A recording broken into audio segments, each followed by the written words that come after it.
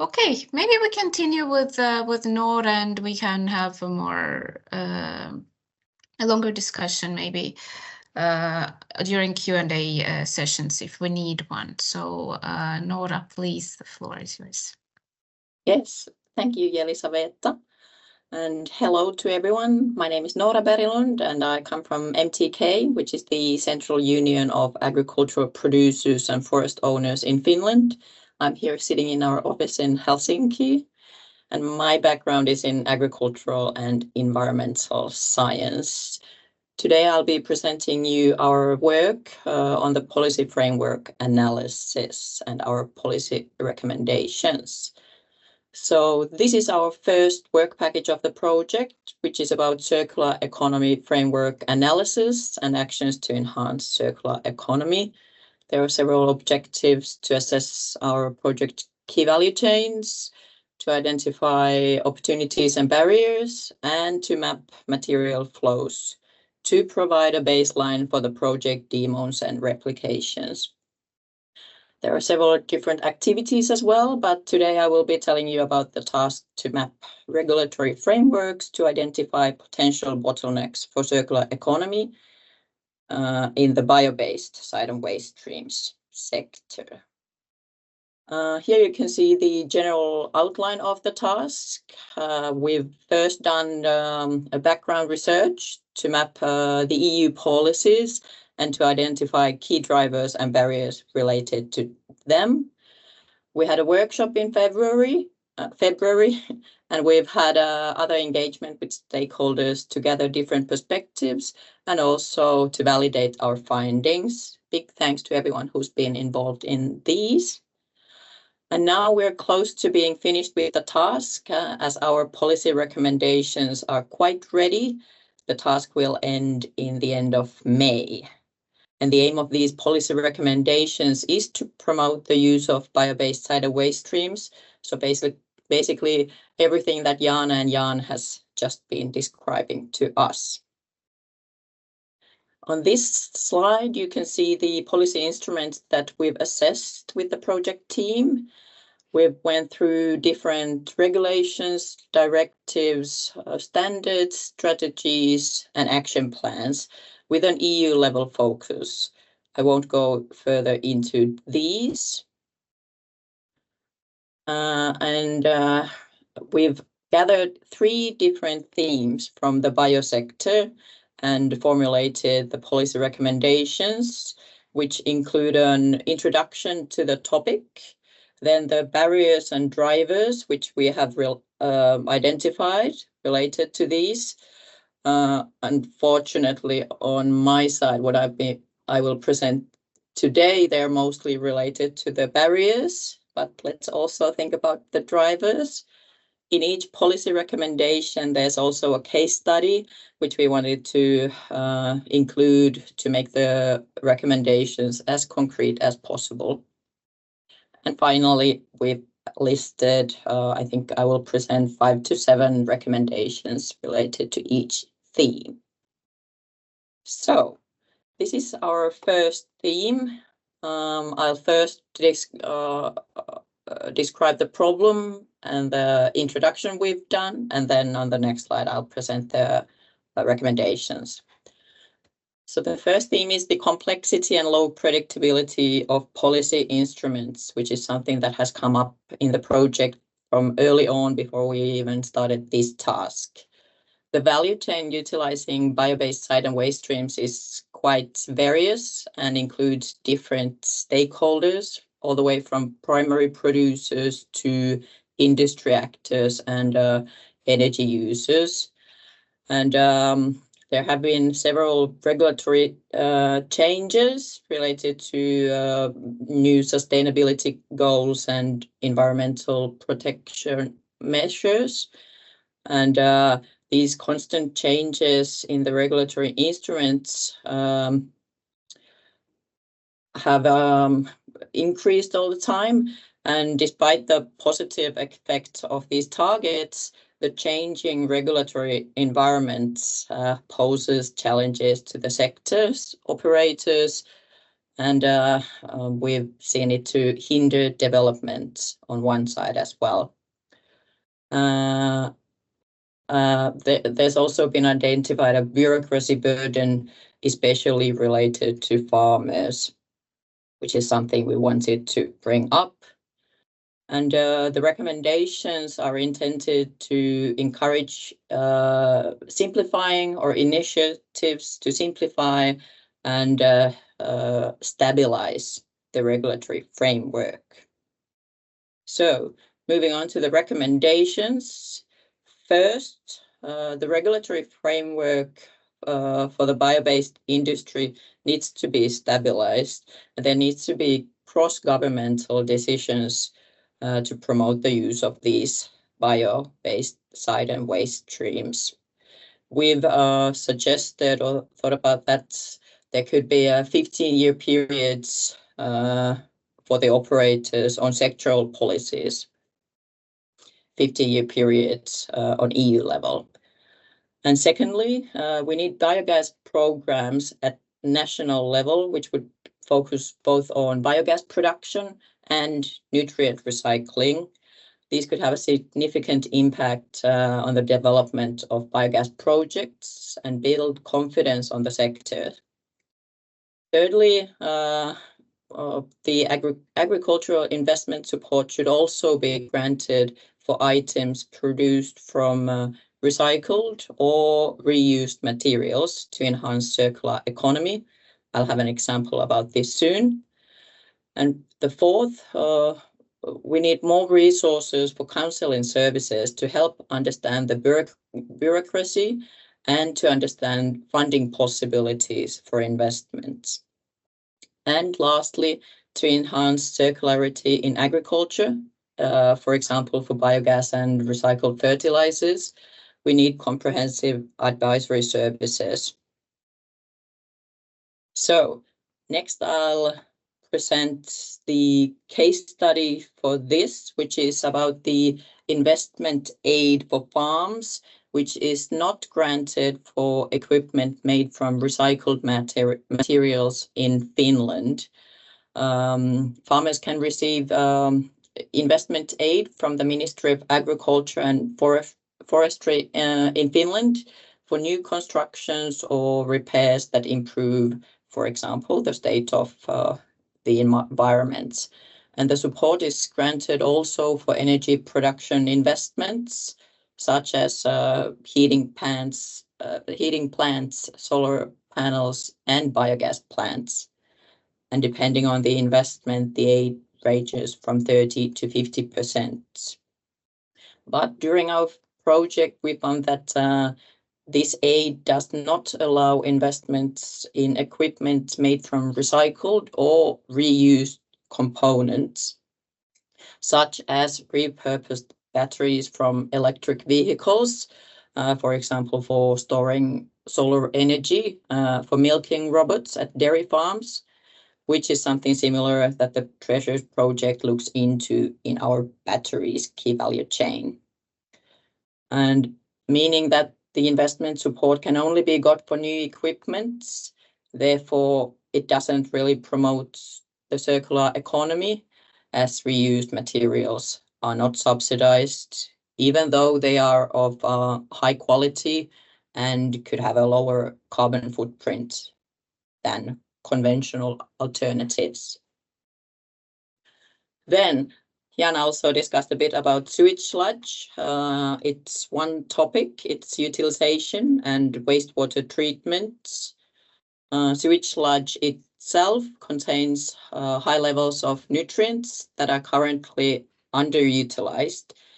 There is more potential for agricultural fertilizers, which is really considerable, but these potential contaminants create controversy over the use of the sludge. And we see that regulations have a clear impact on the recovery and therefore potential to encourage more efficient recovery of nutrients from sewage sludge. Sorry, my light is going off here. And we've identified that more research and incentives are important to efficiently utilize sewage sludge. And here are our recommendations. Firstly, we propose setting stricter parameters to the sewage sludge directive to encourage the use of sludge as a fertilizer. It could help reassure people about the safety of the end products. And we want that funding is ensured for opportunities, or funding opportunities are ensured for long-term research on the effects of sludge-based fertilizers on different crop species and possible effects of the sewage sludge on the soil in different climatic conditions. This is important. And we want that incentives are provided to support the technological development for regional wastewater treatment plants, which are seeking cost-efficient ways to recover nutrients. The fourth, to create a clear regulatory framework for the efficient use of sewage sludge. The fifth is about, as the urban wastewater treatment directive is about to be updated, we highlight that it needs to be developed in parallel with the sewage sludge directive to avoid any further regulatory complexity. For instance, to avoid any double monitoring of microplastics, organic compounds, or heavy metals. And the last here is we want that resources are allocated to campaigns to raise awareness in society about the toilet etiquette, which means that toilets should not be used to dispose of drugs or medicines, as it unnecessarily complicates the use of sewage sludge as a fertilizer. And then moving on to the last recommendation, which is about lack of incentives for biogas in Finland, which is quite timely currently. Biogas production in itself enhances self-sufficiency in terms of energy, nutrients, and the local economy.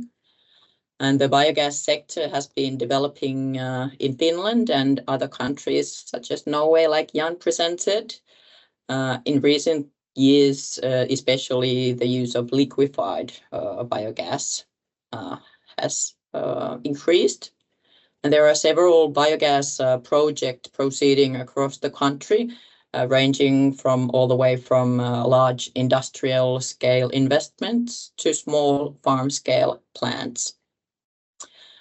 But these projects have been held back by concerns about profitability and the status and future of biogas.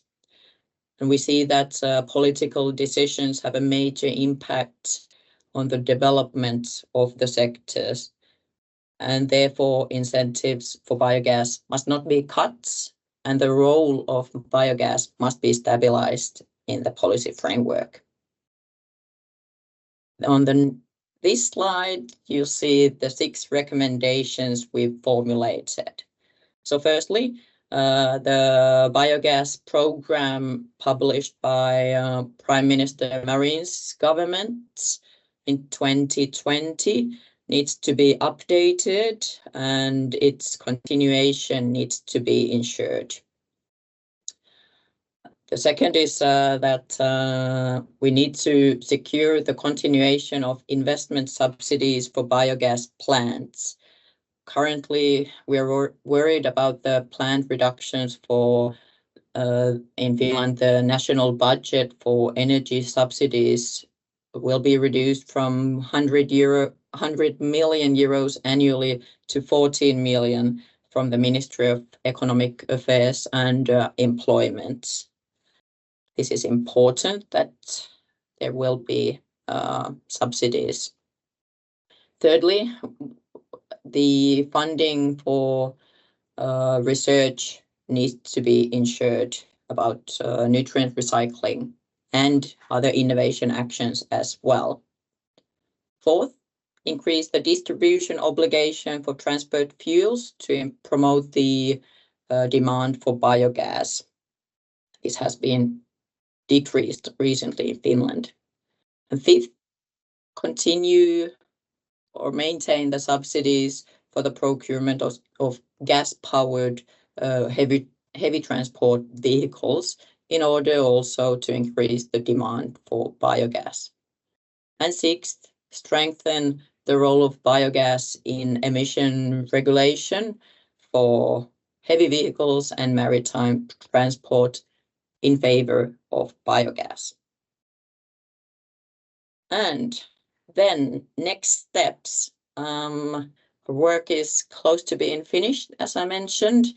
Our over 100-page deliverable will be returned in a couple of days, and it will be published in June.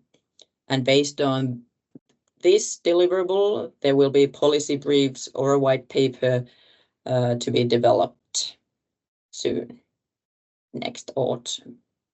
But this was everything from me about the policy recommendations. So thank you for listening. Thank you. Thank you very much, Nora. Indeed, this was a huge task. I was also participating to some extent, and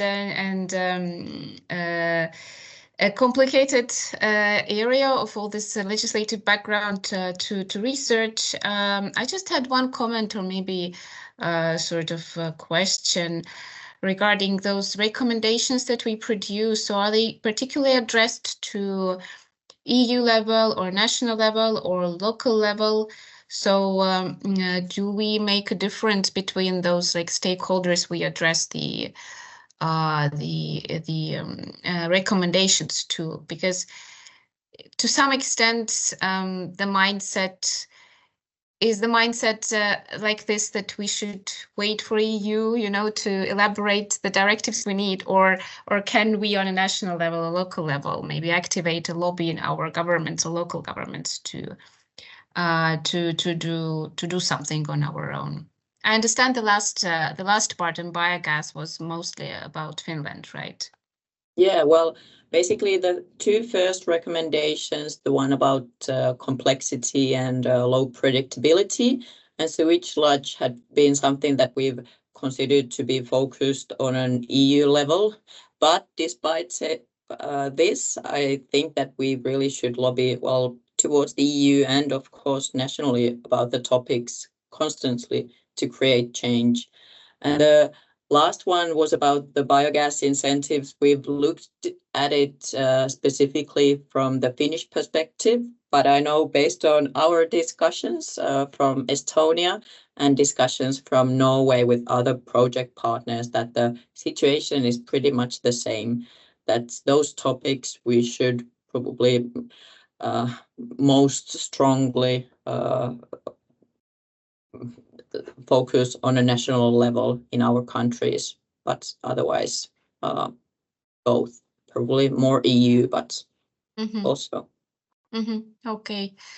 I see from the chat that Tran has a question. Could you please elaborate a bit more about enacting stricter sewage sludge directive to encourage the use of sludge? Does it reflect the quality and treatment control? Yes, it is especially about both quality and treatment control. The current sewage sludge directive doesn't take, or it has no regulations regarding organic compounds or microplastics. And therefore, we believe, and based on discussions we've had with the field, is that if there would be these, we could better reassure or believe in the quality, that there are no more than a certain amount maximum of these contaminants. Yes, exactly, because this the important part of using the sewage sludge is the presence of contaminants, and this is sort of restricts its usage for further purposes, right? Yeah, and there's a social issue related to this, so we could tackle that one. Exactly. Okay. Okay, well, thank you very much, Nora.